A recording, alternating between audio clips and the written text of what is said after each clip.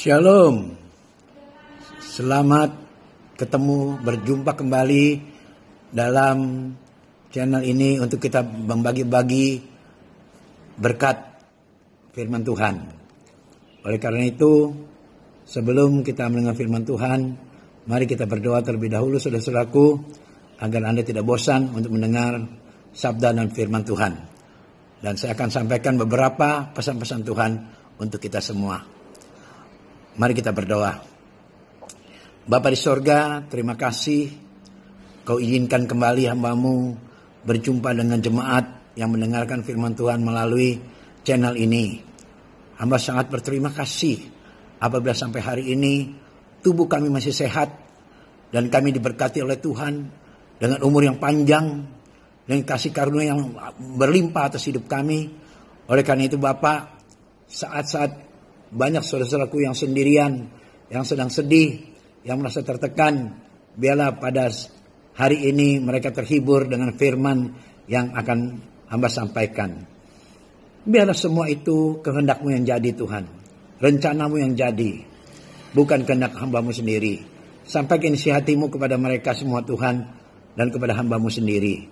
Biar firman ini tidak pernah kembali dengan sia-sia. Terima kasih Tuhan. Dalam nama Tuhan Yesus, hamba sudah berdoa dan hamba bersyukur. Yang siap mendengar firman Tuhan katakan, amin. Saudaraku yang kasih Tuhan Yesus, sebelum kita mendengar lebih jauh, terlebih dahulu kita akan membaca dari kitab Amsal 12 ayat 1-9. Saya beri tema khotbah hari ini, kita semua harus suka dididik dan diajar. Karena firman Tuhan katakan dalam Amsal 12 ayat 1, siapa mencintai didikan, mencintai pengetahuan. Tetapi siapa membenci teguran adalah orang yang dungu. Orang baik dikenang Tuhan, tetapi si penipu dihukumnya. Orang tidak akan tetap tegak karena kefasikan, tetapi akar orang benar tidak akan goncang.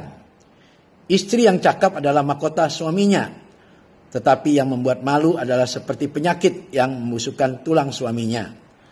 Rancangan orang benar adalah adil. Tujuan orang fasik memperdaya. Perkataan orang fasik menghadang darah, tetapi mulut orang jujur menyelamatkan orang. Orang fasik dijatuhkan sehingga mereka tidak ada lagi, tetapi rumah orang benar berdiri tegap. Setiap orang dipuji seimbang dengan akal budinya, tetapi orang yang serong hatinya akan dihina.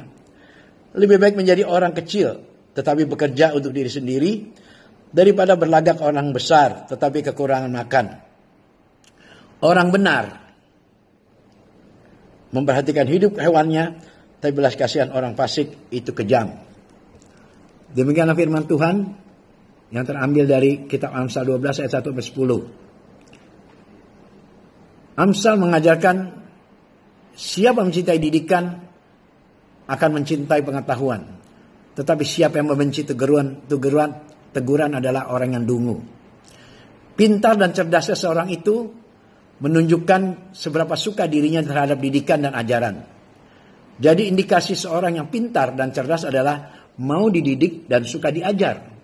Dalam realitas kehidupan setiap hari, kita akan mempunyai fakta akan adanya orang-orang yang masuk dalam golongan yang pintar dan ada juga yang bodoh, identik dengan dungu. Orang yang masuk dalam kategori ini adalah mereka yang tidak suka diajar dan menolak nasihat atau teguran karena firman Tuhan. Firman Tuhan secara tegas mengatakan orang bodoh menghina hikmat dan didikan. Kebodohan akan mendatangkan banyak kesalahan dan penderitaan dalam hidup kita. Karena orang bodoh tidak akan pernah dipercaya suatu pekerjaan yang tentunya mendatangkan berkat dalam kehidupannya. Maka jadilah orang-orang yang mau diajar agar kita terhindar dari berbagai kesulitan hidup. Banyak kali orang, kadang-kadang kau ditegur oleh saya, bukannya menerima, malah cengengesan. Bahkan tidak mau mendengarkannya. Saya memberitahu ada seseorang yang tentu tidak boleh sebut namanya. Dia mencari pekerjaan.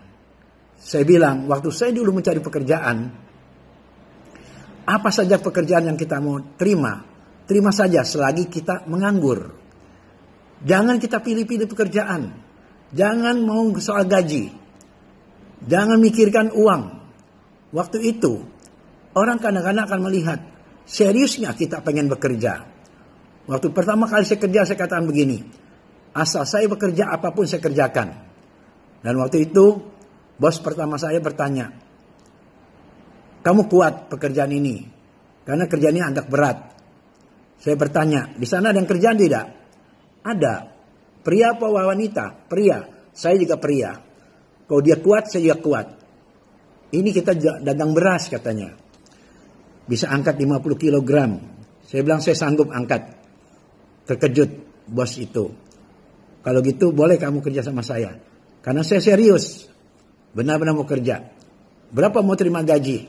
Saya bilang, lihat dulu pekerjaan saya. Baru Anda bisa nilai berapa gaji yang harus saya terima. Nah, pertama saya kerja sama dia. Dia katakan mau kasih saya waktu itu hanya 2.000 rupiah per bulan. Karena tahun 70-an.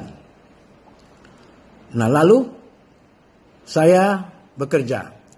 Selama 1 minggu saya bekerja, saya bisa bikin naik omset dagang dia. Dari yang hanya 40.000, 50.000 per hari, saya bisa bikin sampai ratusan ribu. Maka gaji saya tidak 2.000. Dikasih lebih dari itu banyaknya.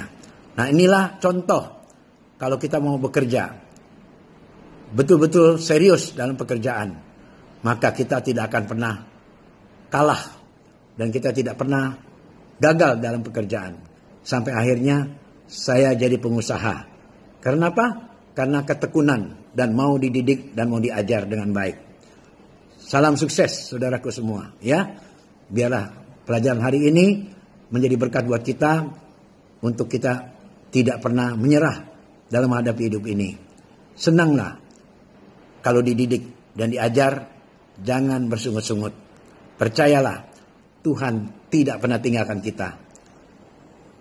Shalom. Tuhan memberkati. Amin.